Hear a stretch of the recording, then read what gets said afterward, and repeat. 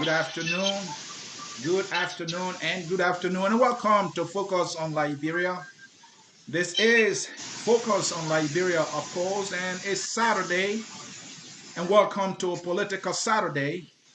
My name is Anthony Sie, hosting this edition of our Saturday show.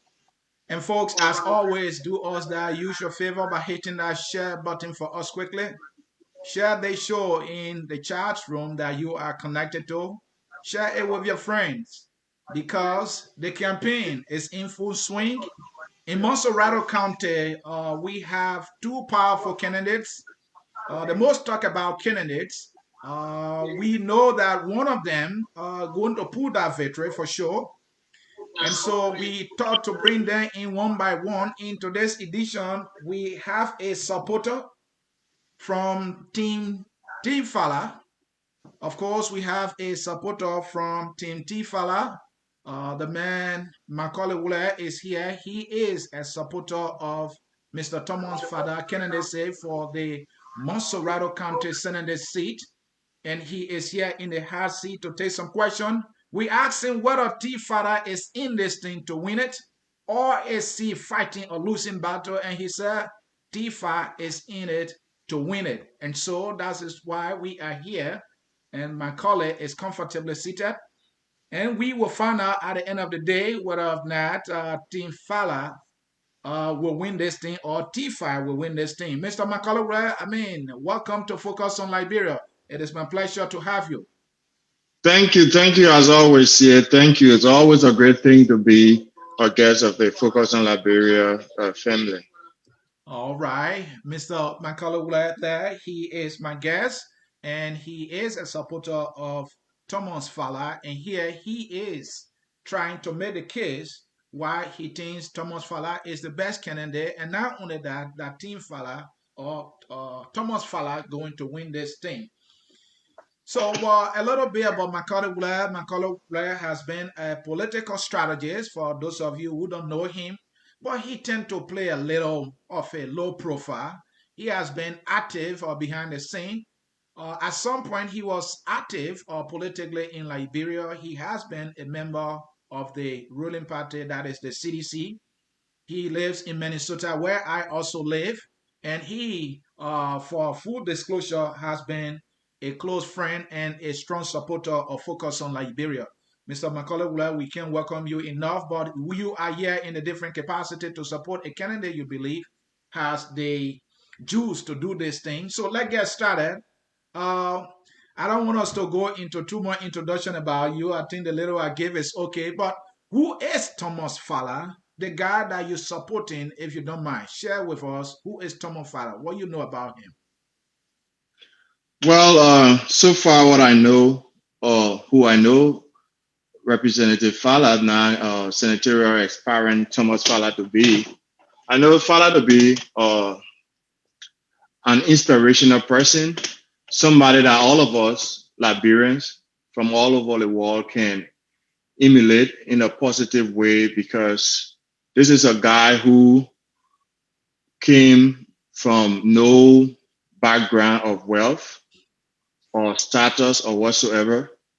This is a young man who was just an ordinary plank seller, hustling, selling plank in the Pinsville area there to survive. And in 2005, when the mighty Congress for Democratic Change was formed, he joined, and he decided to contest as a representative. That says a lot about his character. That says a lot about how how he persevered, because for too long historically we understood that certain portfolios, certain positions belong to certain class of people, either through education or other means, or certain family names and stuff like that. So this young man decided to take the bold step and contest. He contested in the 2005 elections, and he won and became a representative, and he did not stop there. He has always been a humble guy. He furthered his education, graduated from AME University with a bachelor's degree, and he has been working with the legislature since his induction in 2006. But a few things besides those things that I love about him is, see, when we're looking for leaders, we tend to, for some of us now, let me be specific, we look for somebody who is humble, somebody who can listen, somebody who is never corrupt by power. Too many times in our society, we see people who appear to be humble when they are without power or wealth. And then once they have power, their personality or who they are actually reveals itself. And that is one thing that I love about Fallah, or Representative Fallah, now aspiring Fallah. He has been somebody who remained true to who he is.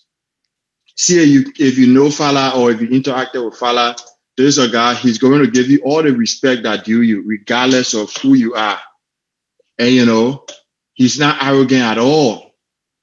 And that says so much. And he went to the House of Representatives. I've been following his activities there because at one point in time in my life, I had an opportunity to work at the national legislature, which was the end of 2009 till 2014 August when I left Liberia.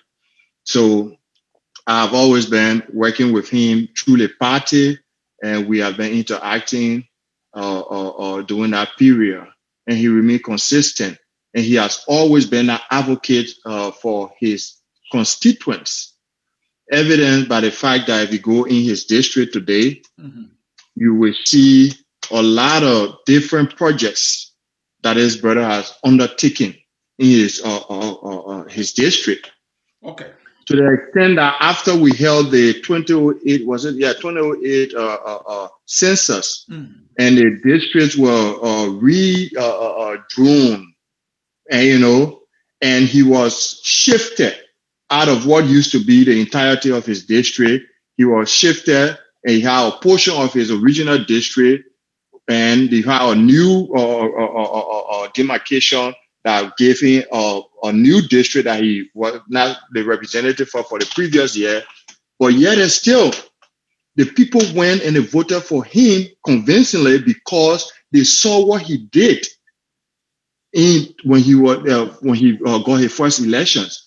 And remember now, see, this is a guy that MacCullay, you're trying to introduce him. We'll get to the specifics. So, in short, who is Thomas Fallah? Just be as brief as possible. Yeah, Thomas Fallah, I would say in summary, he's a very humble guy. He's a leader. He's a team player. He's a mover. He knows how to move on the legislative floor. That is Thomas Fallah in short. Thank you so very much. Mr. MacCullay Wleh is a supporter of Thomas Fallah, and he is here to make the final page for candidate Thomas Fallah that he supports. And he's saying he's down to earth. He's somebody who can work the floor at the House of Legislature. He's down to earth, and to Thomas Fallah credit, he has been able to prove victory 3 times, and so the CDC felt that he is the guy. But he's up against a tough guy, politically speaking, Darius DeLon. So we'll find out in this interview whether or not he will make it. So let's come to Thomas Fallah qualification for the office that he seeks. Tell me what qualifies Thomas Fallah in terms of experience for the office he seeks that other candidates don't have specifically. Well, it obviously is going to go back to some of the things that I previously said. Okay. It's about his working, his history. He has been a lawmaker since 2016, and we are in 2020, right? If my math is correct, that 2006 rather, he has been a lawmaker to 2020. That's about 14 years right there. So there's nobody contesting in the race that comes to the table with such wealth of experience in legislative politicking. So if we just go by the qualification of all of the contestants, I can tell you for certainty that nobody comes anywhere close to candidate Thomas Fallah, because this guy has been representative. This guy, like you stated, has been re-elected 3 different occasions. And that alone says a lot about you. You know how many persons have been to the legislature today? They are nowhere close to that building because of their performance. Every time the people that this guy represented had the opportunity to make another decision on who they want to represent them, they still choose him repeatedly. That says that this guy is indeed a people person. So Thomas Fallah is the one with the most wealth of experience in terms of legislative politics. Mr. Wleh, I can't discount that. Being in a place for 15 years, one must have acquired a very good deal of experience. But the question is, what kind of experience did he acquire over the time? Can we say that Thomas Fallah experience is positive? Can we say that we can go into his constituency and talk to people who live there and say, yeah, this man has improved our lives? Is that something you think people in his district will say? Oh yeah, for sure. So see, I don't know, probably I might be jumping the gun, but I think if we look into who should be your representative or who should be your senator, right? Okay, then it comes down to somebody, because why? There are few functions of the legislature, right, or legislators, right? We're talking about representation, oversight, and lawmaking, right? So you need somebody who can make those things happen. And if you, to answer your question specifically as to whether if we go to his constituency, if people there will be on the verge, like I stated, like you stated, obviously, by virtue of the fact that he has been repeatedly elected, that alone is the number one statistical data that we can rely on. Because that one is not about politics or individual giving an opinion. It's about, okay, everyone has an opinion about this person. But then we go to the election. The election becomes the scientific data to prove that this man overwhelmingly, or this man, majority of the people in his community think he's doing well. So now that's the beauty of democracy, where that's why we have elections from cycle to cycle. So, okay. Mr. Wleh, may I interrupt? Why will you consider or tell me has been his secret for him to have won 3 times? What we see in Liberia that you well know is election time, the candidates come up with money, they give t-shirts, they give rice, they give money. And Liberia does not have a history of most of our elected officials pointing at their accomplishments. And they will always, so it said that the Fallah has been successful in giving money, in giving t-shirts, and convincing his people. Okay, so let me go back again, because for me, I know in our community, the Liberian community, we tend to focus more on a lot of different things. But for me, I love to focus on things that are data-driven, statistics.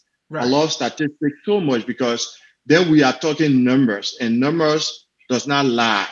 Okay, so what I would be saying might be abstract in a sense. I might not be quoting a specific number, but it also can be supported by the statistics, right? So let's look at it this way. This guy has gone to election repeatedly. And if you look at it, for example, why he keeps winning. If you look at 2005, CDC won almost all of the seats in Monserrado County, right? Except I think one or two. That is a fact, yeah. Okay, but look around today. How many of those people that won in 2005 can you still see in the legislature? Well, apparently they were mean enough to their constituents by not giving them money, t-shirts, and rice. And Thomas Fallah have been consistent. Don't you think so? So no. So, but that means what? These people, were successful in 2005, but they could not remember. And the only person I can remember up to now that is among those original block of people that won in 2005 that's still there. The only person I can remember now is Representative Fallah. Besides that, all of the people from the previous CDC ticket in 2005, they are all out. And the reason why Representative Fallah has remained up to this time is, like I stated to you, one, see, when somebody choose you or select you to represent them, they don't want you to feel like you have become their boss. They want you to feel like you are a servant to them. They want to have that relationship, that interaction with you. But Mr. And Wleh, that has been the greatest attribute. That is one of the greatest attributes of Representative Fallah. See, this guy is humble. Mm-hmm. So his constituency continuously see themselves through him. They see his history, his struggle, how he persevered, how he has made it down there, and how power has not corrupted him to be disrespectful and stuff like that. Well, we will, Mr. Wleh, let me hold you there. We'll get to the issue of whether he's yet to be corrupted, but I don't have facts, but we will get to that point. But what I want to ask you is that could it not have been the fact that the district that he has been representing is predominantly flooded with people who support the CDC, because the CDC has a history of loyal voters since 2005. Yes, other candidates in strong CDC district at some point did lose, but maybe the people in Fallah district are more loyal to the CDC than any other district. Don't you think so? No, I don't think so, because again, like I said, thank God we are here. Like I said, I'm a person, I believe in statistics. Okay. And if you look at the history of Monserrado County, those places that CDC has consistently pulled the largest amount of votes. Right. Mm-hmm. There are people that were serving as lawmakers from those places that are no longer today. For example, the places where this guy is a representative now, Vamuma, I may not pronounce his name well, but Connor, his last name, Sherry, rather. Yeah. Thank you. Mm-hmm. We had another person there before that was serving as representative. Those are places that CDC pulled the highest percentage of votes. You're talking about Regina Sokantia, somebody you might have known? Yeah, I know all of the people, but it's not about them, so I'm not going to call people by name. I'm going to just reference those areas for us to at least use it as a data-driven analytical perspective. So if you look at the data from those areas, go to the National Elections Commission website. Those are the places: Claratown, Nukutan, Gibraltar, Vartan, West Point, Central Monrovia. Mm-hmm. Those places CDC get the most percentage of votes than any other parts of Monserrado County. So Representative Fallah District will not meet the criteria if we were picking the places that CDC will, if we were choosing the first 5 areas that CDC get more vote percentage wise in Monserrado County. Yes. So that on that front, if we are focused again on the statistics, then that would dispel any notion or perception that it is because CDC has a lot of following in those areas. That's why they got. And Mr. Wleh, that is a good point you're making there. And let me hold you there and bring the other component in. And I want to agree with you that if you look at District 16, the Negro area, I don't know what district is the West Point area. I don't know what district is the Vartan area. Those districts, especially those districts that are in the Bushel Island area, for the most part, have been predominantly in those CDC stronghold. Now, let me give you an example of a district I'm very much familiar with. District 16, Negro Town. The CDC candidate then, Edward Ford, won it twice. Edward Ford could not win it for the 3rd time because at some point he got so mean. And maybe it's because Thomas Fallah, to his credit, has been generous with his people in terms of giving them handouts. And it's not the fact that he has been able to secure legislative deliverables. Don't you think so? No. Again, let me provide some corrections for you. former Representative Ford did not lose because he was mean to his people. Mm-hmm. I don't believe so. He lost because at one point in time, the party, he became a burden to carry. And, you know, What burden and was that, it? What was the burden? I know well, that well, district. I that's, do. that's not the focus now. I don't want All to right. have Then any yeah, let's talk conversation about that way, Thomas you know. Fallah. Go ahead. Yeah.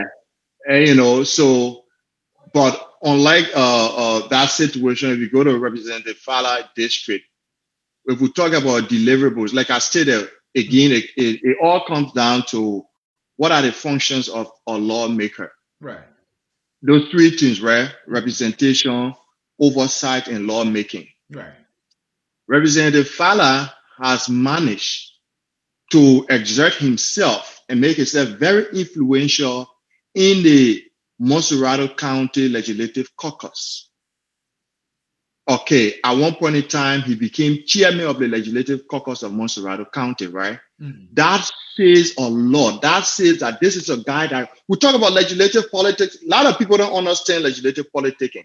Legislative politicking is about what? Being a mover, being a shaker, being able to bring people together. Because in the legislature, it's not the executive where the executive, when the president says anything, that's it. In the legislature, even what the speaker says is not guaranteed.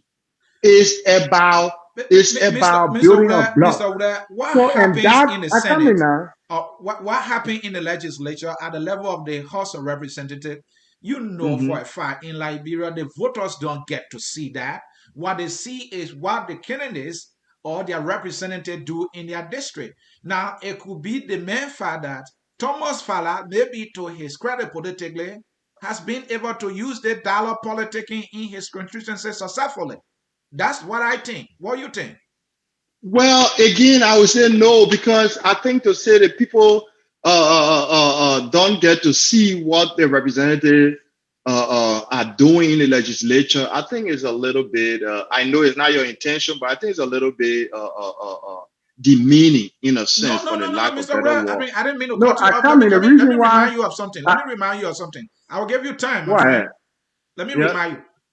Thomas Fallah, in recent time, is the only candidate that I have seen on tape dividing money to thousands of young people in Monserrado County.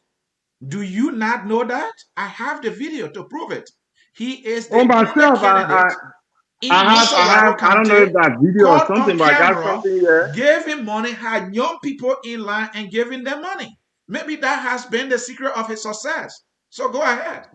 Well, again, if we go back to the records and we focus on the statistical evidence that are available for public consumption, obviously you are wrong.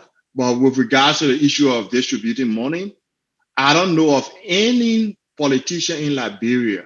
I'm a realist. I don't So know of are you any. agreeing with me that I Thomas come Fallah now, divided listen. money to young people in Morovia? Are you agreeing with me? Is No, that a fact? I know I'm agreeing with you that all of those that are contesting in the current election, I have seen them distributing money. I got stuff here with candidate and the current senator who is contesting, DeLong, distributing money. I got Facebook posts all around here and stuff like that. So for me, I don't DeLong want to, because distributing money, or is oh he yeah. raising funds? No, I come on. I can share with you if you want, but I I get would a love lot you of to do stuff here. that. I have not caught Thank that. you, Go thank you. ahead. I'm going to search for it while the show is ongoing to send it to you. Yeah, go ahead. Okay, so I don't want us to focus on that, but the truth is, again, if I become somebody, for I'm a what, resident of Monserrado County, and I'm looking and I am picking amongst all of the candidates who should be my senator.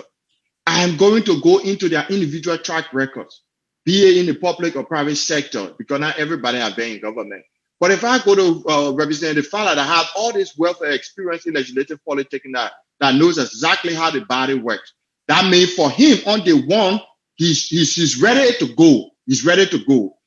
And if I try to compare him, and in your intro to this program, you talk about the two contending or contending candidates are what? Representative Fallah and Senator DeLong. Right. So if I look at it both of them and try to weigh them, weigh Representative Fallah against Senator DeLong, I can tell you that if I am voting objectively for my interest as a resident of Monserrado County, there is no way I can pick Senator DeLong over Representative Fallah. Why do I say that? Senator DeLong himself, again, I don't know if you don't have that tape you want me to provide for you, but you know there is a tape all around here. Senator DeLong himself has reneged and demonstrated that he does not understand what his roles are as senator by stating the last time that it was none of his business when the victims of fire disaster in Monserrado County were crying on him for his intervention. Can you imagine that?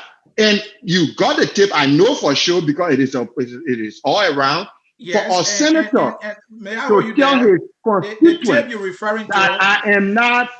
When you were speaking, I was watching live. Go ahead.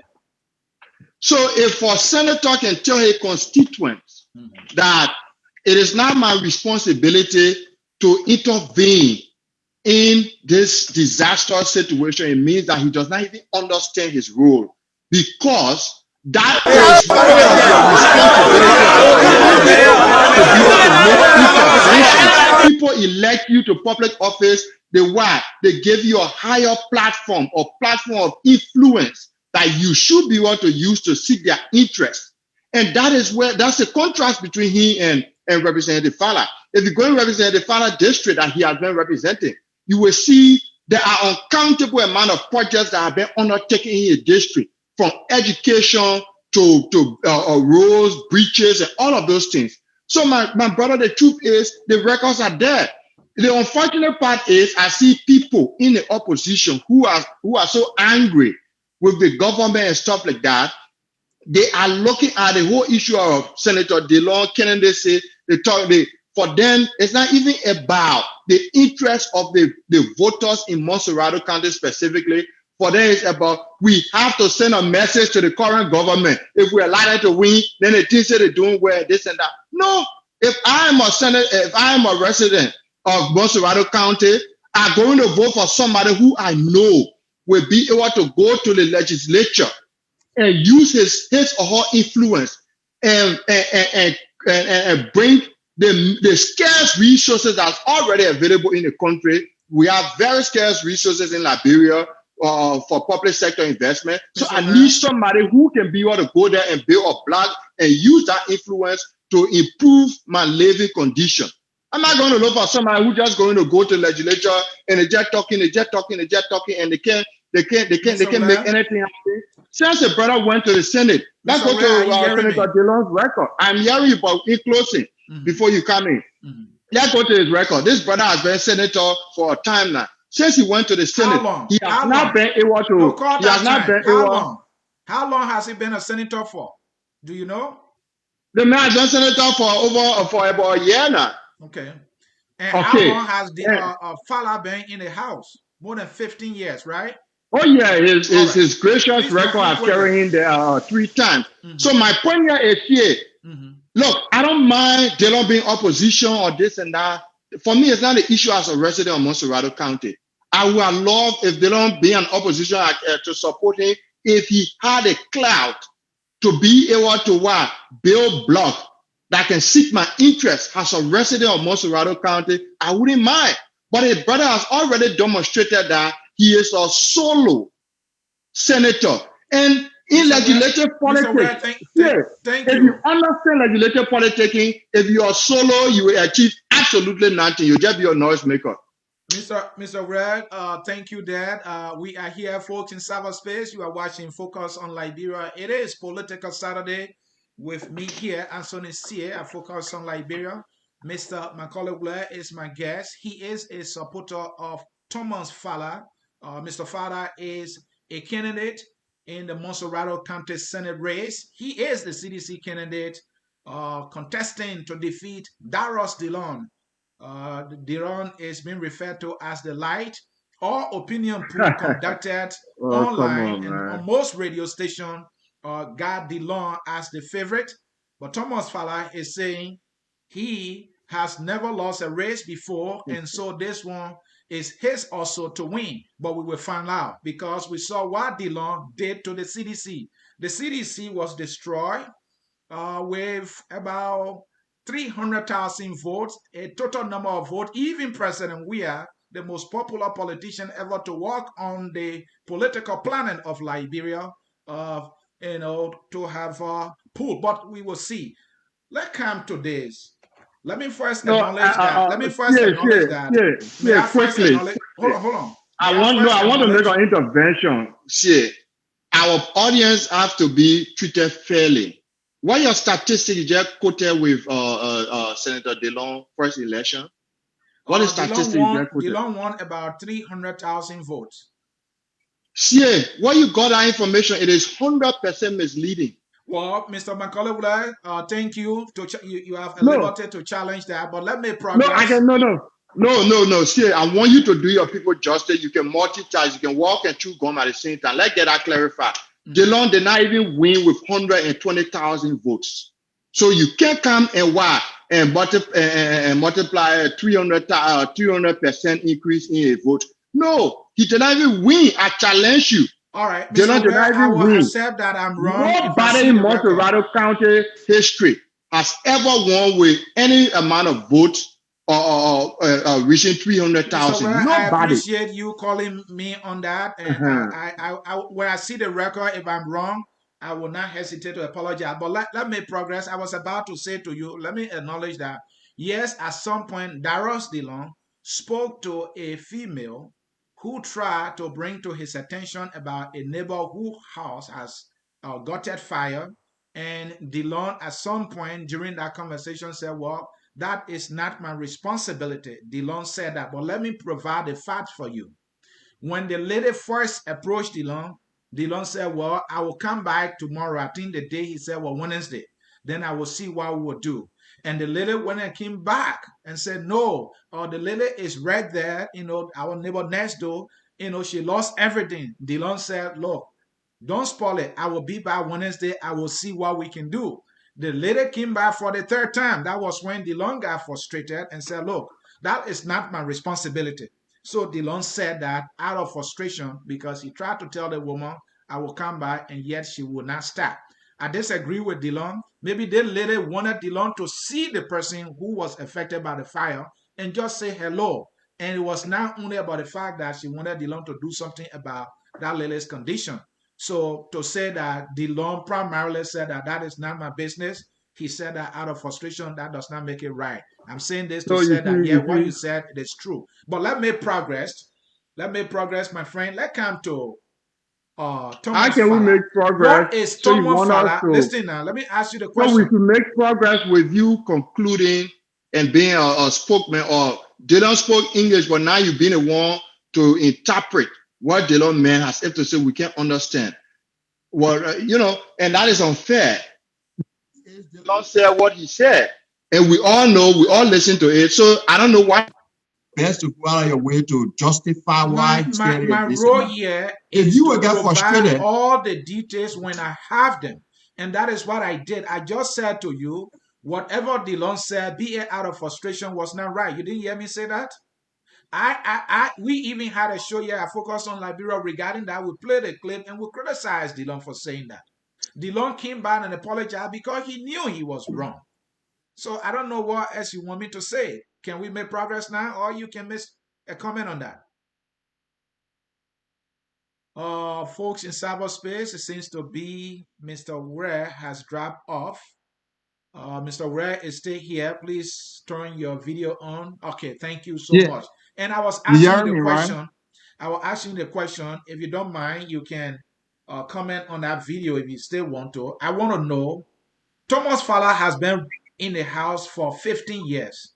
What is he running to correct now as a senator that he could not correct in 15 years as a representative? Tell me the things that are wrong that he could not correct as a representative that he will correct as a senator after being in the House of Representatives for 15 years. Tell me those things.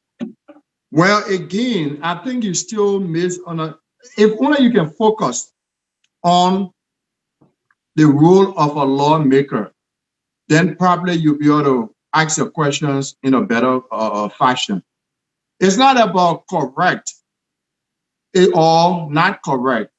It's about being able to make the best representation for your people.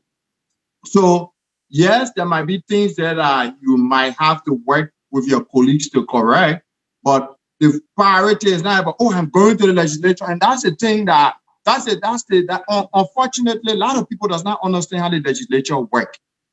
So, and when you go to the legislature with arrogance that has been demonstrated by my very good friend and brother, in fact, my big brother, my former neighbor, I did not say initially, but let me say that quickly. Senator DeLong and I, we have come a long way. We live in the same community, European community, for many years. I knew him long before he went to the legislature. I knew him when he was when he used to sing and those kinds of things. I knew him during that time. I knew him also at the legislature. We worked next door to each other at the legislature. So I know him very well. And personally, he's a guy that I like. I must admit, I like him. But it's just that I am speaking as a resident of Monserrado County, and I am looking for who can better represent me. Given what you're saying, you are only supporting Thomas Fallah because he is a member of the party you happen to be a member of. I don't see anything beyond that. Well, that is also a part of the reasons. But if, for example, if Thomas Fallah never had a track record, you will not see me yet in the first place.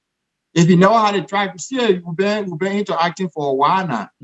There are a lot of other things that you don't see me talk about, right? Okay. So for me to bring myself in this public forum to discuss Representative Fallah, it is because I felt obligated, because I know him very well, just like I know Senator DeLong very well. These are people that I know. They're not people that I'm hearing about from third parties and stuff like that. Okay. And I know what all they have accomplished in their public service life. I know very well. And the truth is, again, if we focus on those three cardinal responsibilities of lawmakers, and then we try to analyze both candidates, comparing Representative Fallah 14 years now in the legislature with Senator DeLong, 1 year or so in the legislature. Let's see what they have been able to do. And the whole idea, the reason why I keep emphasizing on people should understand how the legislature work is because you can say, and it has been proven, you see, it is a different thing when you have not been tested as compared to when you have been tested. Representative Fallah and Senator DeLong have both been tested now. Before, Senator DeLong was not tested, so everybody said, oh, he's going to do this, he's going to do that. But he went to the legislature. For me, somebody who understands how the legislature politics works. So, Mr. Wleh, let's talk about the function of the legislature, because we'll get to that. You've been crying for this. Let's get to it. Let's talk about representation. Let's talk about oversight, and also let's talk about their responsibility to their constituents. All right. So let's start with representation. What kind of representative or what kind of representation has Thomas Fallah provided for his constituency that Darius DeLong has not been able to do in the about 14 months he's been there? Tell me. Quickly before I go to that, the whole thing, let me just tie into that question, in fact. So when we talk about representation, right, it's all about, for example, like what happened to Senator DeLong, and you were trying to justify not too long ago. MacCullay, stop saying I'm trying to justify. That is not sorry, you might not like my choice of word, but that is exactly what you did. Okay, go ahead. So the truth is, that is where you become a good representative.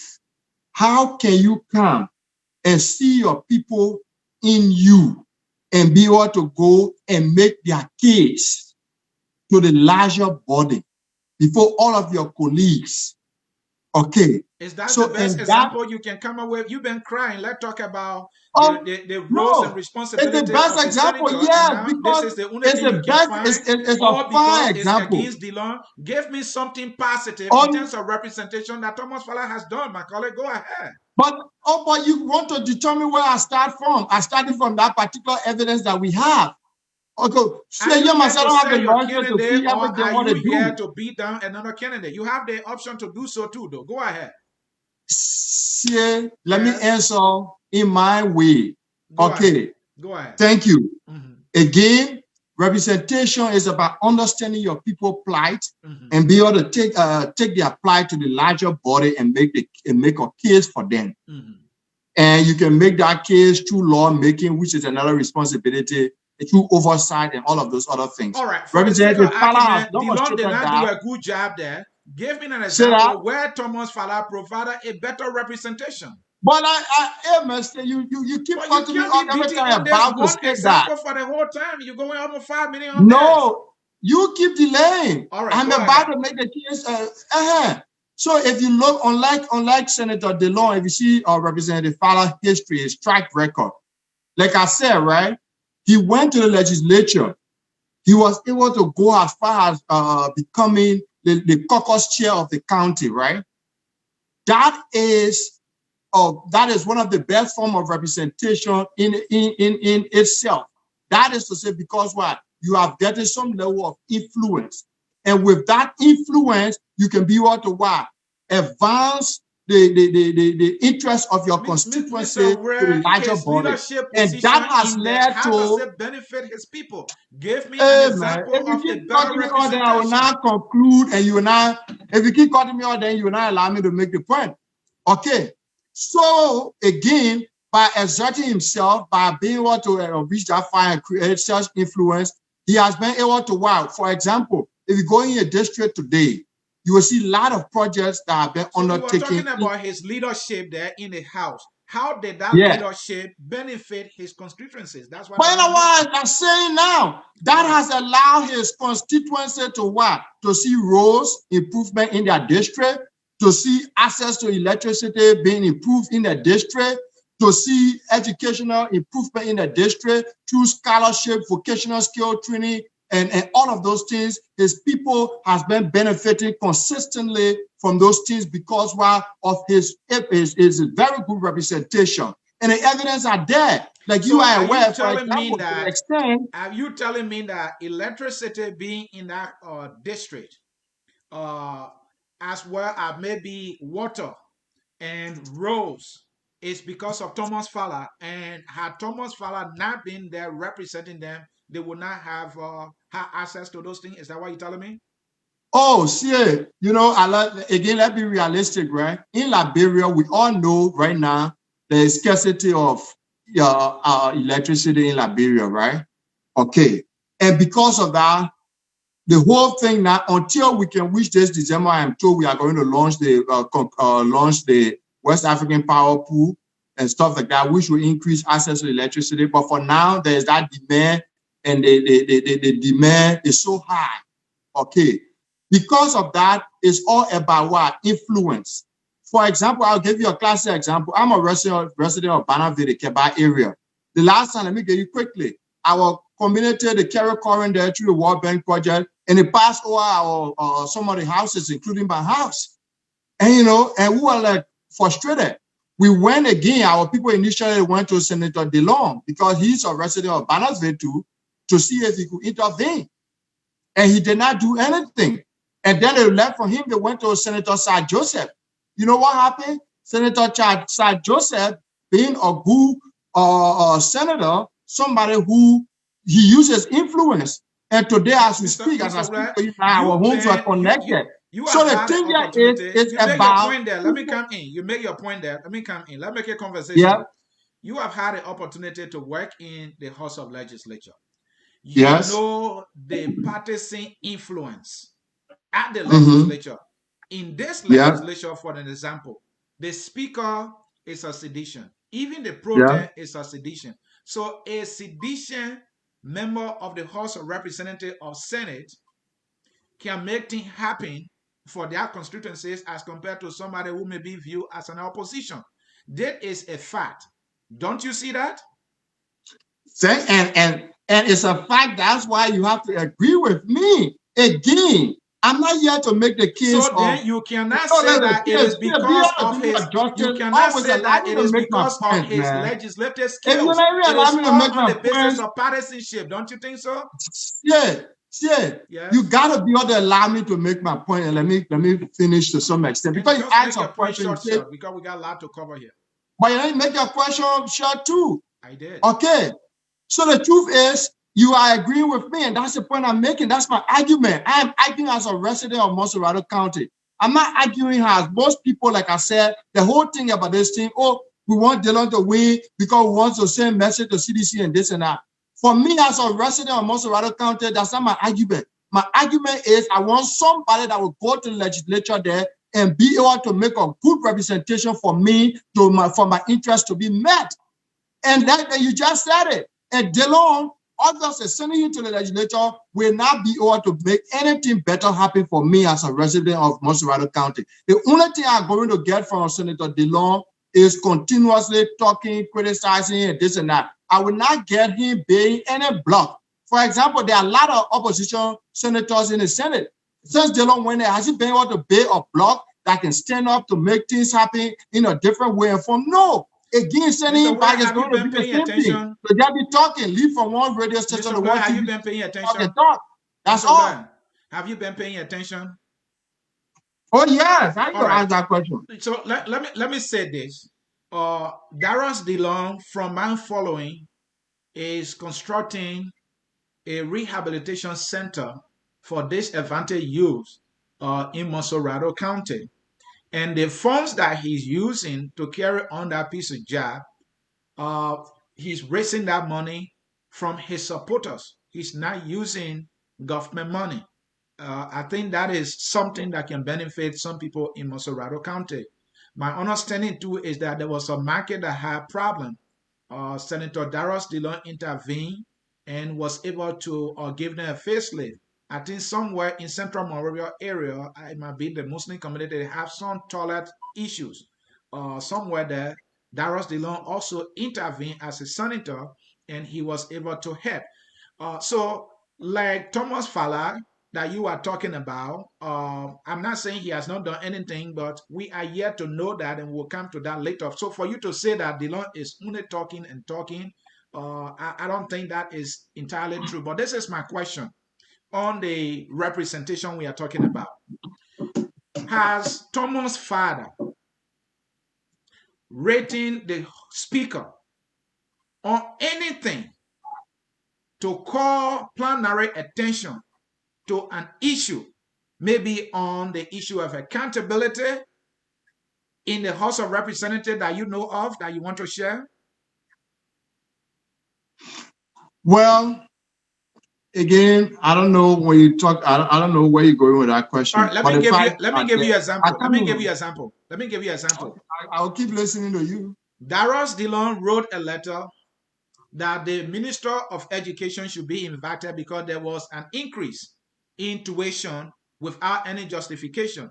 The Minister of Education appeared. Darius also wrote a letter to the Senate that they needed to invite Samuel Twere. Samuel Twere appeared. He has written about 10 communication to the Senate for them to intervene into an issue, and that happened. Can you give me specific examples of Thomas Fallah doing anything similar in terms of oversight? Well, there are tons of examples. Even if you go back to when this woman was superintendent of Monserrado County, Superintendent Grace Pan. Yes.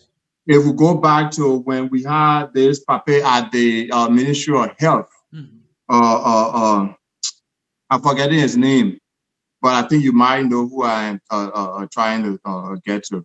Yeah, go ahead. And there have been, when this guy was finance minister, Amara Corner, okay. Finance minister, I was at the legislature at the time, and there have been multiple occasions that Representative Fallah either wrote or supported another block of lawmakers that wrote and to perform oversight on a lot of different issues. Mm-hmm. But again, if we go to how the legislature works, that is one of the best way for the legislature to work. That's true. I agree, writing and bringing people to hold them accountable, but writing is just the beginning of the process.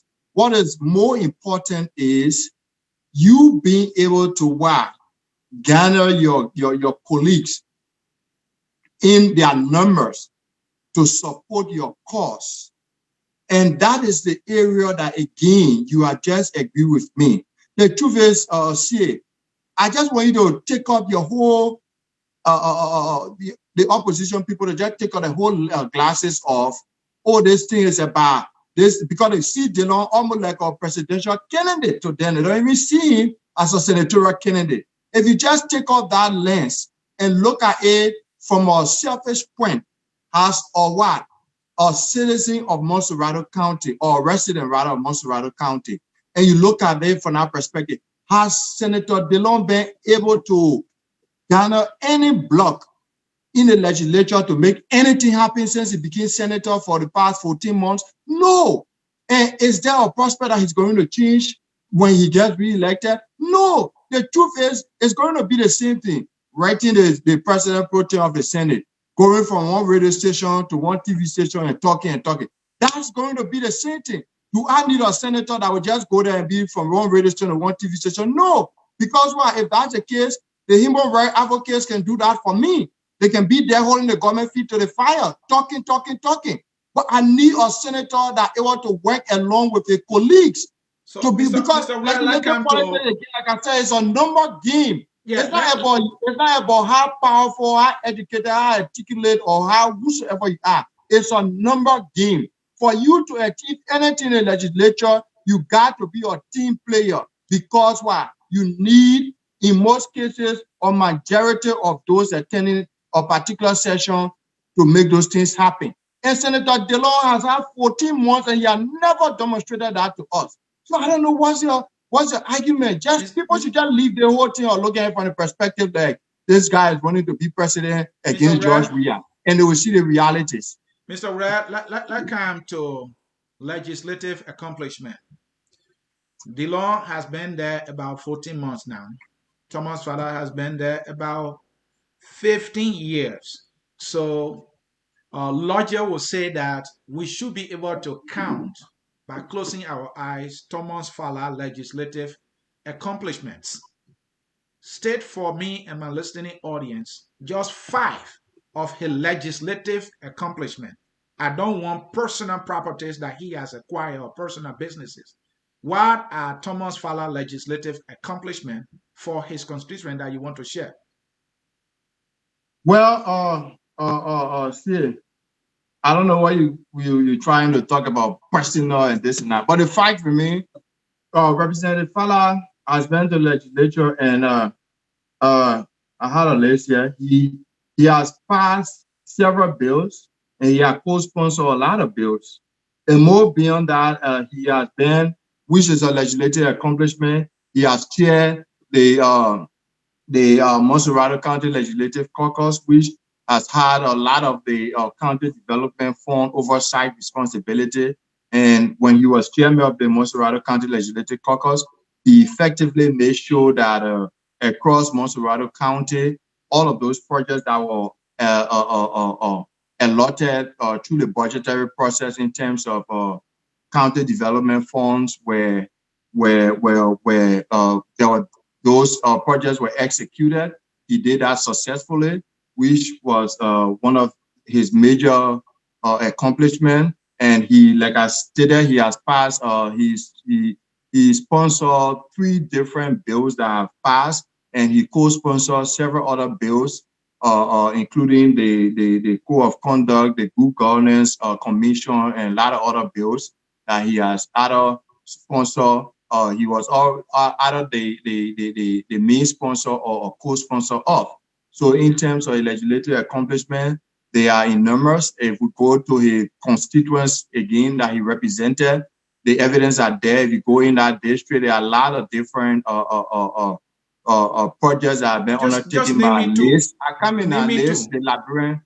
okay, for example, there's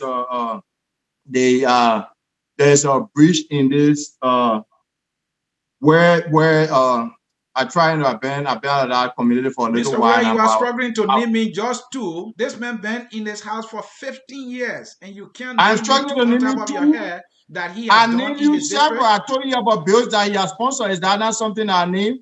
I told you The about Thomas Fallah thing. The Thomas Fallah thing no, always I want to can't. tell Let's us about correct that. tangible. Let me I learn. struggle to name you two. Are you paying attention or are you listening to something else? Go ahead, Mr. Red. I was just saying to you, the Thomas Because I Fallah listed thing. things here and then you're not even listening to them, but then you say, "Oh, I'm struggling." Okay, and again, it goes back to the same thing I am telling you here.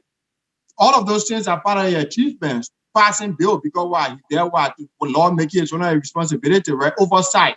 Being chair of the Monserrato County Legislative Caucus, that is part of a constitutional responsibility, which is why oversight. Okay. In terms of projects in your district, I was just about to go to that. You have constructed different bridges. I'll go back again to the same thing of the influence of him. You are very influential in the roads, the road that connected, how you call this place here? The road project in they say the shortcut there to go to bypass red light there, and it's what pipeline or stuff like that. When you were representative, you were very influential in making sure that road project succeed, and it succeeded. In terms of education, if you go to a district, there are a lot of students at the different universities across Monserrato County that are on a scholarship. If you go to a district, in fact, I don't know why you don't want that to be included, because it's a momentous accomplishment. He has managed to construct a university in your district that is going to benefit thousands of people, underprivileged people from his district, outside district. You saw how gigantic that building is. And that building is going to put up hundreds, if not thousands of students annually. That's going to help with the human resource deficit our country is going through right now. Those are all achievements that we all can reference. And all right, thank you, Mr. Red. We'll get to that school. Those great achievements. Thank you for naming those. We'll get to those schools, but stay with the legislative accomplishment. Thomas Fallah, as a member of the House of Representatives, also served as the chairman of the Ways, Means, and Finance in the House of Representatives, to an extent that Samuel Twelve referred to him as the finance minister in the House of Representatives. My question is, if you look at the budget, Thomas Fallah party is a youthful party. It's a party that has been riding on the youth wings, for their numerous political victories. So, and also CDC said that their priority would be the youth, because the youth constitute the greater portion of our population. When I look at the budget that Thomas Fallah presided over as chairman of Ways, Means, and Finance, in charge of appropriation, I see there has been massive cuts to the budget, especially those ones that are responsible for either giving youth skills, training, sports, in everything that have been cut. Is Thomas Fallah really representing the people of Liberia, or he just representing his own interest? Well, see, again, you asked a question. Your question is a fine question, but one that's almost like a national issue question. But I know you are tying it because you want to know the role of he's a national leader. If you want to put it that way, he's I come into that, and your question is a fine question. But the truth is, having a better understanding of those things, because for me, like I told you, I love to go by what the numbers say, the statistics. I'm going to come with the budget and all of those things. I know that, I don't know which budget you have been looking at, but off my head, I know that there have been a lot of programs for the young people of Liberia in the previous budget and the current budget and all of those things. For example, I know that there are several Liberians that have been sent abroad to acquire knowledge in terms of the vocational skill training, the TVET, the technical vocational education training stuff, to come back to train our people in what well, you might say in America, yeah, people do what HVAC program, they do carpentry, woodworking, auto electrician, and all the different skills. I know that there are Liberians in several different countries across Africa and the world that are going to school right now to come back to be able to what? Become instructors in our various technical programs. And all of those things were done through the particular budget, because the Mr. budget Wleh, also, I asked you part of that the budget Thomas is Fallah also has being sponsored by our presided partners. over a So I don't know where committee you get your statistics from, that but the truth presided is, over a committee that has cut the budget for yeah. programs responsible for youth upliftment and training. And you're not responding to that. Example. Give me an example right now. I can put out a budget and tell you that you're not saying what you're saying is not true. So the budget for the basketball program in Liberia has been cut. The budget for youth training, giving them skills, has been cut. The TVET program budget has been cut. And I can go on and on. Thomas Fallah is the chair on Waste, Means, and Finance, and he's providing leadership that you are giving him as a credit, but he's cutting this allotment for this program intended for young people. Is that better representation? See, yes. Again, you are just forced me to go to the budget, the Liberian budget, and I'm looking at it right now. And all of the places that I see calls were done, I don't know which line item you're looking at, but I'm looking at honor youth and sport and other stuff. I'm not seeing what you're talking about. So you have to do a better job probably in terms of quoting which budget line that we all can be able to look at, including our listening audience. But I think that will really drift, because going into the budgetary discussion of things so let's leave that. Those are things that we can verify but I also later. want you to allow our audience to leave with the impression that what you're saying is true, because what I'm looking at right now, I just downloaded the budget and I'm not seeing that as evidence, because I know, like I stated, I read the budget initially when it was proposed, I think somewhere in May or so my memory might be a little different than what I had to pull it up. Mr. Wleh, but in that budget, I know there were a lot of projects there for the youth that are going to benefit the youth. So I don't know, until you can show me a specific line. I'm looking at all the different stuff, including on youth and sport, and the budget is not supporting your claim. So I think you have to find another thing to talk about. There are costs. Let me progress. You are talking about T5 billing or university. And you try to tie it as though this is a huge accomplishment.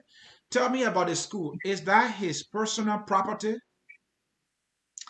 Personal business? Yeah, let me address the issue of accomplishment. That's a huge accomplishment, see, that's a huge accomplishment. Any nation. So Mr. for a nation to answer questions specifically, is that a personal property? Is that his personal business? But as part of your question, you see, you always want me to answer the question the way you can speak for me. Your part of your question is you attack it as a huge accomplishment. So I got to re-emphasize that's a huge accomplishment. Okay, for a lot of reasons. Is that school operating now, Mr. Wleh?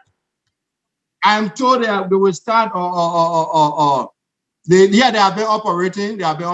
But they tend to expand to other things. Wleh, the T5 University is still operating. I just said I'm told they are operating, and then I don't know again. You're asking the question, and I'm also told that they are. Question. They say it's operating. Is the school operating? See, I don't know what language you want. I am told that the school is operating. So what else you want me to say? Is the school accredited by the Ministry of Education? That's a question that you don't expect me to answer, but I know for sure if it's in operation, it means that they have been given accreditation. So I can tell you that from experience, for it to be operating, I believe it is accredited. So tell me about the facility in the school. I mean, what are in the school? Tell me about it in terms of facility. You see, that's an interesting question. You want me to tell what all in the school and this and that one? Mr. Wleh, I reached out to you a week ago and I told you must get me these answers. And that's what I'm asking you. And you know that. Yeah, but the answer is I'm going to talk about the school and and the advantage of having a educational facility in your district that will benefit not just your constituent, but the entire county. But to go in depth to talk about, oh, the school get tired on the floor, the school get this lab here, they do this, they do that. I don't know the essence. I don't think it's something, because then we are drifting. The whole idea about us discussing this guy and his accomplishment should be, this guy has built a school. This school is going to benefit his constituents and people in our country in general. This man has been in the House of Representatives for 15 years, and you are telling me, Will. I want to hear. I said has built, and you said, well, what you hear? Well, you just said will benefit. You just use the word will. I'm listening to you, Mr. Red. But when you, oh yeah, I said the guy has built a school, and the school is going to benefit our people and will continue to benefit our people. What else you want me to tell you? You just said you know the importance of education. I don't know why you're trying to downplay such a huge accomplishment. For the facility in that school. Besides, even if you're not becoming a lawmaker, also anybody that can undertake such a project in Liberia, I commend you, I appreciate you, because what? You know firsthand the deficit of human resource capacity our country has. So for you to try to make this thing to sound like it's nothing, man, anybody can do this. So if anybody can do it, you said the school is operating. You said the school is operating. This is a university, they say. I don't know whether it is a university. Tell me about the staff. Who is the president of that university? Who are some of the professors? Do you know that? See, what's the importance of all of those things? Because I know running the answer a to school. some of those questions, but they are not important to this whole discussion. Thomas Fallah, I'm told, has a university, and a university must have a president with the required qualification. There must be professors who are qualified. I mean, it's not just the building name. My understanding is that the building is under construction, and you are telling me it's operational. You're missing something, yes, yeah. You're missing something, right? You know what you're missing? No. If you want to discuss the school in terms of all of the detail of the school, the best thing can be to invite, which if you want, I can do it, invite the leadership of the university to come and discuss their university. Please do me that it will be unfair. Please do me that favor. Because I'm not an official of the university. Reach out to them. They will not even appear yet, so I'm not sure they can show up here. Yeah, the guy will not even allow me to make my point. Go ahead. Well, so again, see, I'm not an official of the university. I'm not going to speak of in terms of their capacity and this and that. Even some of the information that I know, I'm not going to discuss it because they open room for other questions that I don't think it will be fair for me, who is not having any association with the university, to come here and put a defense for the university. I'm just referencing that because we all know it's a fact that Thomas Fallah, Representative Fallah, has constructed a university. How the university function, all of the capacities, the staffing, and all those things. I can link you with the authorities there, and you can have that discussion another time. But let us focus on the issue here. Who can be a better senator for us as residents of Montserrat County? Those are the most important thing to me. So I'm not interested in all the other things. If you don't mind. Yeah, we can talk about that. All right, let's talk about integrity. Yeah. In my opinion, for a lawmaker who should be making policies to benefit young people in the country, to resort to devaluing money in the streets as a way of alleviating the harsh economic situation they are facing, I don't think that is a better representation, and that is what Thomas Fallah has done. Let me play a clip of Thomas Fallah dividing money to young people here. So, see.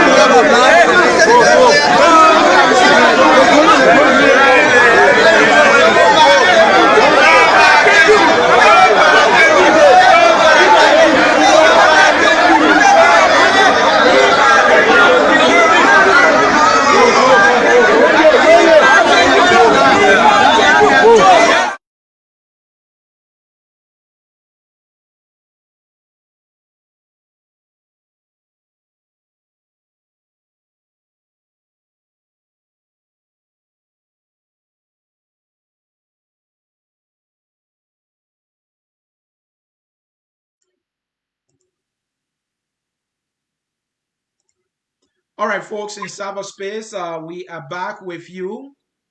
We just show you a clip of Kennedy Thomas Fallah distributing money in the streets of Monrovia to young people. I don't know whether or not that is part of his, campaign platform, or he was just campaigning. It's the usual thing. Is this his little operation that always get him elected? That's how he has been able to win these elections, by dividing money. And also, we just show you a newspaper article that reads, CDC suspend gray orders. And in that orders, you see Thomas Fallah there. His picture is there. That's the New Dan newspaper. And it said CDC suspend gray and orders for receiving NOCA envelope. So Thomas Fallah, according to MacCullay, who is a supporter of Thomas Fallah, he said Mr. Fallah has not been tainted with the corruption culture that's in Liberia. But there's a newspaper article that's saying that he got brown envelope from NOCA, and because of that, his party, the CDC, suspended him. Mr. MacCullay, we're seeing something different other than what you're saying. Your response. Well, again, I know you will soon interrupt me or stuff because for the past, I don't know how many minutes you have been showing video, you've been making comments, and then you expect me to answer in 30 seconds. But the first thing, I don't know the essence of you showing the video, because we all agree initially from this conversation that all of those contesting in Liberia, I don't know of anybody that would say they're contesting for position in Liberia and they don't share money. So except people want to be dishonest. Because even in Liberia, you contesting for position, say when you can afford it, you got to share money. So that one is not, I don't know the essence of that argument. The next thing is, look, the truth remains, if you're talking about integrity, it's not just, it's about all of those that are contesting. But I will narrow it to the two front runners. Let's look at Representative Fallah history. This guy entered politics in 2005 with the CDC, and he has remained consistent and true to his belief. He has been with the CDC since then. That's integrity, that's consistency. Okay, on the contrary, we look at Senator DeLong, who entered politics initially, I am told, with the NPP. Okay, from the NPP, he gravitated, he went to the Liberty Party. He became an executive of the Liberty Party when the elections came and the Liberty Party needed him the most. He wanted greener pastures, right? Because he wanted an opportunity to survive, he accepted an offer from the Unity Party-led government. And we saw him here, started traveling, sitting behind President Seli at the United Nations General Assembly, almost like a special aide. And we saw him dining and wining with the likes of Robert Salif. And he was given the opportunity to come to the US here to go to school. Unfortunately, I listened to himself. I'm not quoting anybody. He talked about how mathematics is his weakness. And probably was the mathematics that made him to run away, which of course, the course that he was doing, some kind of a semi-legal career, I don't know what, how much math is in that, because it would just be simple arithmetic. So if the senator could run away from arithmetic in school, then I don't know. How can he confront the daunting and challenging problem our country is faced with? So Representative Fallah has been very consistent in enter politics in Liberia. To address your article that he posted in Liberia, say, I trust me, man, if you want, I don't want to waste that money in December, but I can send money into Liberia right now, $200-300, and make people come out with news article about you. That's not true. Senator Fallah, Representative Fallah, I was with the CDC. The time that people, if I look at the date, if I'm seeing it clearly, the time that people were published, I was there. I was the chief of office staff to the then CDC chairman, the late Senator Geraldine Doe-Sherry. I was her chief of staff. And I can tell you for sure, there was no time in the CDC history that Representative Fallah and Carros were ever suspended or expelled or any tendency of having to take a brown envelope from NOCA. I know how the whole NOCA saga were playing out. I know, in fact, several times where Representative Gray was called by what's the lady name? Madina Wisse and stuff like that. I know a lot about those things. And I know there was never a time that a dime was received by Representative Akaros Gray and Representative Thomas Fallah. So that information is totally untrue. Representative Fallah has shown consistently that he's a person of principle. Like I stated, when he chaired the legislative caucus, he ensured that all of the projects that were allotted through the budgetary process in the county development fund were executed, and most of them successfully with a higher percentage rate than the person that he took over from. I can tell you when he became chair of the Ways, Means and Finance Committee, you can see the records are there. They have managed to cut their benefits and stuff like that when he became chair. So there are a lot of great things we can talk about. I'm not going to overly emphasize on something that is not true. Thank you. And Mr. Wleh, we will continue to raise these issues so that those of you who support these candidates for reasons that are best known to you to be able to respond to them. We just hope that people will understand our job is to ask the hard questions. Some of the questions you people must see them as being unfair, but we have to raise the issues that are on the minds of the Liberian people. Folks, in cyberspace, it is about time to place your calls. The number is right there on the screen. Place your call if you have a question for Mr. MacCullay. He will be more than glad to answer it. And we also have an opinion pool that we are conducting as we continue this interview. And the question is, who will win Monserrado County Senate race? A.B. Darius Dillon or Thomas Fallah? So far, we have 37% voted for Darius Dillon, saying that Darius Dillon will win. That is 56%, whereas Thomas Fallah got 29 votes, which constitute 44%. What is the opinion pool? I'm not seeing it. I'm not voting. Yeah, go and vote. Just tap on the video. Make sure you mute it so it doesn't interrupt with the broadcast. Tap on the Facebook video. Make sure you mute it. You will see the pool, and then you will be able to participate. You need to do that. I am not participating because I am no position. Folks, so get your calls coming in so Mr. Wleh can answer them. Mr. Wleh, my final question before the callers, try to quiz you here is, Thomas Fallah has been in that house for 15 years, and we heard about 65 Bukos agreements that were signed. And Mr. Fallah, fingerprints can be seen on those Bukos agreements, as being reported. So if we're talking about somebody who is better, who is a better representation of his people, and he signed onto agreement that completely cheated the Liberian people of their just share in those agreements. Do you think that is not a disqualifying issue for Thomas Fallah? Well, let me address that from at least the way I understand government to work. Mm-hmm. The truth is, there's no way you can because Senator Delona was working at the legislature. Obviously, he was not an elected official at the time, mm-hmm. but he was working at the legislature there, and for sure he, one way or the other, through his bosses, supported those bills. Mm-hmm. But I can't fault any one of them, except I will fault because most of these bills, if you look at, trust me, see, if you talk to anybody that follow Liberia is not that we don't have good laws or good policies or good bills. Mm-hmm. A lot of those bills in the literature of them, they are good, but it's about the enforcement of those bills. There where the challenges comes, and there where we put that mostly on the people that the executive branch appoints to be able to enforce these laws.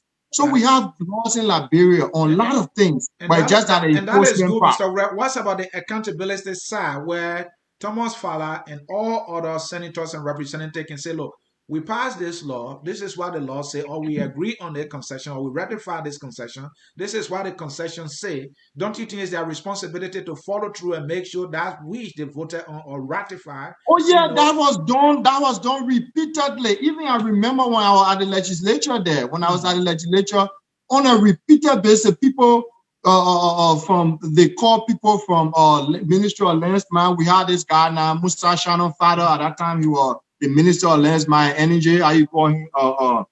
Mr. Shannon. Let me just say it that way. And even when he left, they call a lot of different people. But you see, the legislature, in reality, in all fairness to the legislature, when it comes to even performing the oversight, it's a little bit challenging, because you have only, your power only have so much limitation that you will call these people and they will make promises and they leave from there and they will not execute those promises. You call them again, you did, and you can't do anything in terms of, you can't fire them. There were times even that the legislature has even passed vote of no confidence at all for some of these people, and then the executive still maintain them. So that part of and you think that what do you think that what the legislative branch of government can start? For example, I believe, correct me on this, that there was a vote of no covenant passed in Eugene Fagon, who happened to be an official of the CDC government. The legislature passed a unanimous vote of no covenant in him, declaring him as a non-government material. Thomas Fallah sat there, and they will not make sure that they adopt a resolution asking the president to fire this man. And that was all they did. Well, see, I don't want us to delve into that for one reason, because it's a legal issue. And the reason why it's a legal issue, I come in and I mean, the reason why it's a legal issue, a vote of no confidence has no legal binding. Okay. Because what? Our constitution talks about a separation of power. The legislature does not have the power to fire fire somebody in the executive. Okay. So a vote of no confidence is just it's a ceremonious thing that left squarely with the chief executive. All right. Okay. So again, that will bring you back. That will serve as another example of the challenges sometimes you face as a lawmaker. But yet and still, those things have never stopped the brother from achieving some of those things that we have discussed previously. Right. Okay. So if you look at it from that perspective, again, I want us to know that we're discussing this man in relation to another thing. We are trying to compare him with the guy who is the current senator of Monserrado County to have a better understanding if he can do a better job than this guy. And we have shown in 14 months, the current senator has shown that, you keep underestimating this particular point every time I make it, but it's the most important part, even following the U.S. Congress here, it's the most important part. It is always a number game at the legislature. The legislature is about number. It's not about I am this, I am that. Mr. Ray, you make that point repeatedly. Let me bring in my callers, please. If you don't have the number, you can't make anything happen. Let me bring my callers. He didn't have the number. He wrote a letter, and then the Minister of Education appeared, and something came out of that. Let me bring in the man, Jimmy Eastman. Jimmy, welcome to Focus on Liberia. Quickly to the issue. Mr. Eastman, are you there? Jimmy Eastman. Yeah, can you hear me? Yeah, go ahead. Hello, can you hear me? Yes, go ahead, Jimmy. Okay, very interesting conversation. Very interesting conversation. And I want to give your props to your guests. But there's an overarching issue. We have noticed since the election of President Wleh, we've seen a lot of matriculation over to the CDC. Right. Former members of UP and other parties are all becoming CDC members. Now we also hear there's a goal to make as many legislative positions all seditious. I want to ask your guest, does he think that is a healthy direction for our democracy to have as we move toward a one-party state? What is his opinion on that? Mr. Red, go ahead. Yeah, so thank you, my brother. I really do appreciate there's not most of the time you get on these shows and people when they disagree with you, they tend to be very disrespectful and stuff like that. I really appreciate your maturity, and your question is a very brilliant question. No, I don't think a one-party system would be good for us. It undermines the whole essence of democracy. it undermines the whole issue of check and balances, and it undermines the whole idea of accountability. But again, the thing of that, the way I look at it is this way. The opposition, we still have a very well-equipped opposition now in Liberia than I think we have ever had in our country. So that means it does not have to be, because the legislature does not have to necessarily be the place that if we have opposition, that it means we don't have a one-party system. We just need a very robust and independent opposition community, which I think we do have right now in Liberia. If I look at the opposition today in Liberia, I think it is well equipped in the opposition that we had during the 12 years of the Unity Party. So no, I don't support a one-party system. I don't think it is healthy for our democracy. But again, politics, democracy is about what? Influence. So if anybody, if you give the US president, what a Democrat, Republican, anybody in the executive, if you give them the chance, if you can influence anybody from the opposing party to come over, especially a lawmaker, they will do that. They will want the opportunity to do that. So I think those that you see going to the CDC, it could say a lot of things. For example, it could mean that they see a lot of good things happening and they feel that the parties that they support is not being honest in terms of the opposition to the CDC. So there are a lot of things that we could read into that. But I think one-party system is not healthy for our nation, and I will not support anything of such. And that is the reason why. Mr. Wleh, it could mean also that where they are, there's no bread. The sun is not shining on that side because the opposition, you don't see the sun shining. It's just the rain. And these young people are hungry because hunger is in Monrovia. Let me bring in my next caller. Mr. Wleh, let me bring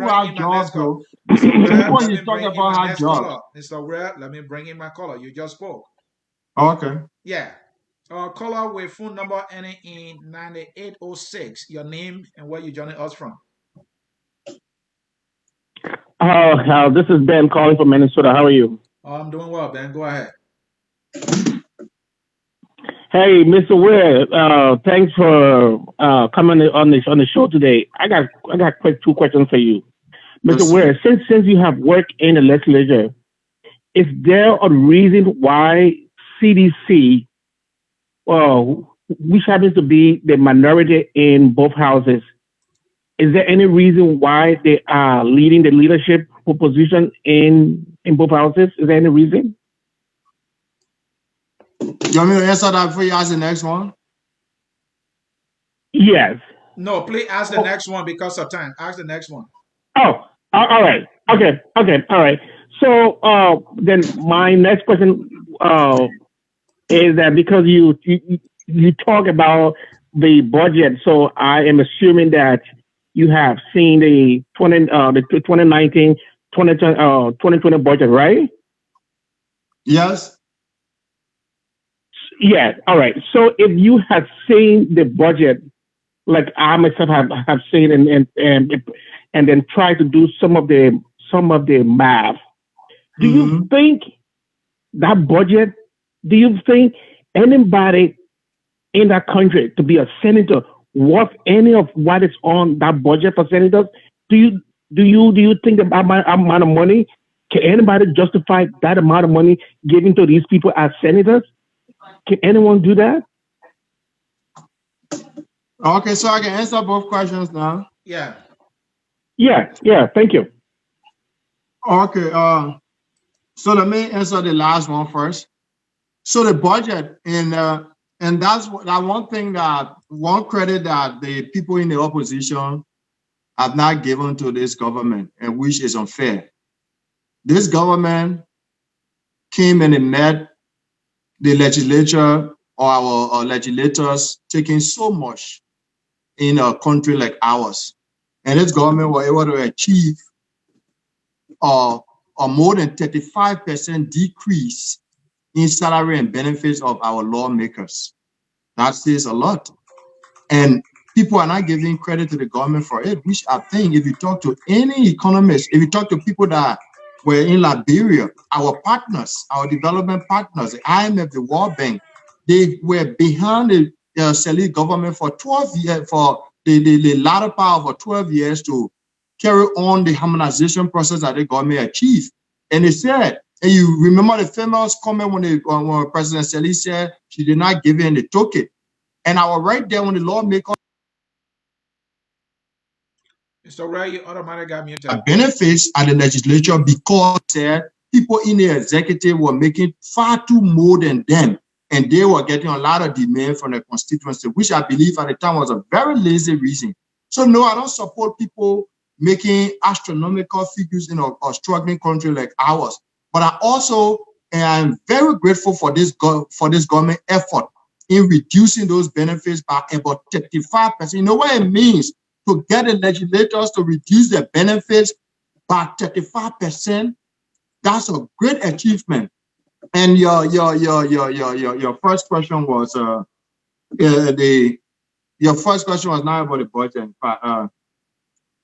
Sorry, I got caught up in your. See, I don't know if you remember your first question, but I got caught up in your last question, and he can't talked remember. about young people leaving. Oh, was it the first caller? Young people leaving the opposition and coming to the CDC? I think that the first caller asked that question. Yeah, the first caller. Yeah. Oh, I think he talked about money, right? The way the campaign is being done. Yeah, I'm writing on my notepad here, but I'm not closing. Yeah, so yeah, but like probably I don't know if you had another caller, so probably I think I mistakenly closed while I was writing the question. I'll try to see if I can find it, and I'll still be able to answer it later. All right. So yeah. If you don't, I forgot the question because I'm trying to get an opinion pool to share with the audience here. To be fair, so I lost track of his first question. Your opinion so, pool. But let's do something. We are about to conclude. We got another show coming up in 15 minutes. So please be as concise as possible because this one is your concluding page, and I want you to nail it in less than 3 minutes. Even though it's loaded, be as brief as possible. And that is, I want to get to know Thomas Fallah's position on some national issues, and that will be your parting and closing statement. All right. So, for example, where does he stand on dual citizenship? I don't want you to explain or lie. Just tell me he's for it or not. War crime code, the word for random, same-sex marriage in Liberia, penalty or punishment for rape, and then the referendum. Where does Thomas Fallah or what is Thomas Fallah's position on each of those? Please be as brief as possible, and that is your closing. Thank you. Well, Thomas Fallah is for all except the same-sex marriage. From to the best of my knowledge, I know he supports the dual citizenship, which I also do support. I know he wants our people to vote yes to those propositions on the ballot. I know he's also in favor of war and economic crimes code. I know that also for a fact. And the only thing that I know that he is not a supporter of is the same-sex marriage issue. So, but since you say it's my closing comment, right? Yeah. So you still have your 3 minutes, so go ahead. Yeah. So quickly in closing, before I go to my final statements, then I say I have the time. Let me say with your pool, I know obviously the people, most of the time, the people on the internet and stuff like that, I know they come and because most often good news on sale, only bad news. So in terms of the Facebooking and stuff like that, most often we tend to see people as if they say, oh, Liberia is falling apart and there are a lot of negatives. I think Liberians will need to change the way we serve as ambassadors of our country. It's not good to just only look at the negative part of our country. Obviously, there are a lot of challenges that we need to work on. But you and I, we all got to be able to invest in that country. We got to get into the business sector, the private sector, and not everybody wanting to go into public service. In closing, I would say, as a resident of Montserrat County, I'm going to look at the candidates from that perspective. I'm not going to look at a candidate to say, oh, like Darius DeLong contesting against President Wleh for the presidency or this and that, because I know a lot of my friends are looking at it from that perspective. I am looking at it as a resident, and I need a lawmaker or senator that can be able to represent my interests in terms of if there's issue facing my community. I want somebody that able to be a block of lawmakers that can be able to make sure my demands, at least at most of the times, met. I don't want a senator who probably does not understand his or her responsibility. And I would say plain blank, like Senator DeLong said, that those are not part of his responsibilities. I think that has clearly shown us who Senator DeLong is, except if you're looking at it from a different perspective, which I respect. But the truth is, Senator DeLong has told us that he cannot make a good representation for us. We are not advocating for who's going to be the loudest human rights advocate in Liberia. I will support all of our human rights advocates. We need to always hold our government accountable, which is a good thing. And I think this government welcomes that. But when I talk about somebody who's going to become a senator, I want somebody who can use their influence and bring most of the scarce resources of the nation to my community that I can benefit, my neighbors can benefit, and everything can work well for us. I don't need somebody who would just leave from one radio station to another TV station and just talk and talk and talk. It's good to talk, but if you can talk without building a block, and legislative politics, people are closing on this one. It's not an individual thing. There's no giant King Kong or this and that there. If you think you are a giant, you go there, you achieve nothing besides talking. And we are saying clearly, Senator DeLong achieved nothing besides talking. If we give him another 9 or 7 more years, it's going to be the same old thing. Talking, because he lacks the skill to be a team player. We have seen arrogance on OKFM the other day. We have seen repeatedly. And this is the person this guy is. This guy is an arrogant guy. Trust me. You have seen it repeatedly how he can easily get a temper and stuff like that. We don't need that. We need a listener. We need a humble person. Somebody who power will not make them see themselves as a boss. And that person is Representative Thomas Fallah.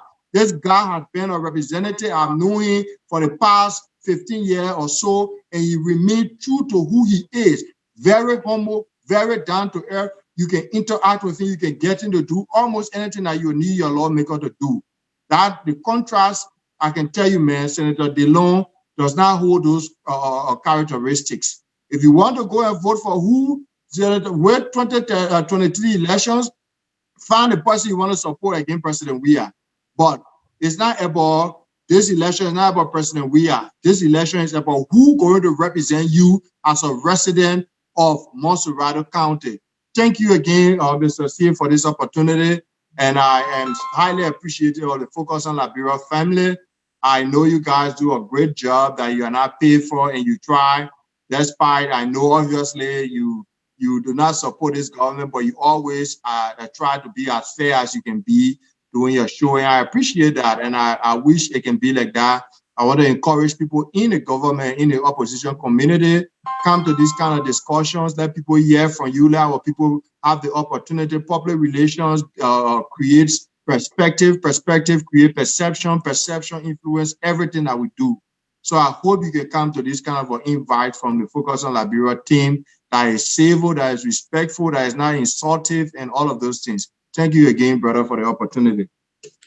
Mr. MacCullay Wleh there making his final page for his candidate, Thomas Fallah. They call him T5. Earlier, we played the T5 victory song. First, in cyberspace, we want to announce to you that Focus on Liberia also have a supporter from Team Daros Diran, and that person is Abraham Dode. We are concluding arrangement for Mr. Dode to come here and also make the case, the final case for Abraham Daros DeLong. Yeah, I Focus on Liberia. Our goals have always been to educate, to elevate, and promote all things Liberia. Throughout the broadcast, we were able to conduct an opinion poll, and the results are as follows.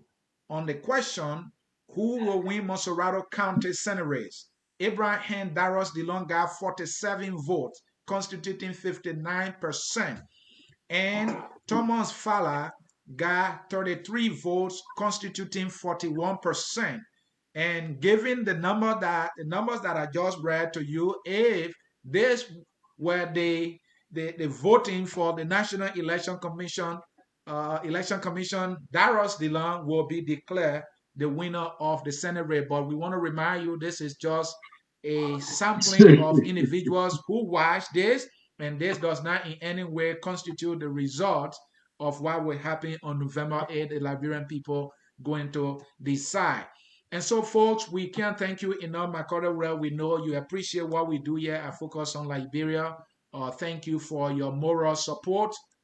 We will continue to do our best. We need your criticism as well. We are humans. We can, get biased sometimes, and that is human nature. But we strive for perfection here, and perfection we will continue to strive for. Folks, thank you so much for following the broadcast. Sorry we didn't get to read some of your comments. And yeah, I Focus on Liberia. We have a song that says we are all Liberians, and that song is taking us home. Thank you. We'll see you when we get a supporter of Darius DeLong here at Focus on Liberia. Thank you and bye-bye. We are Liberians.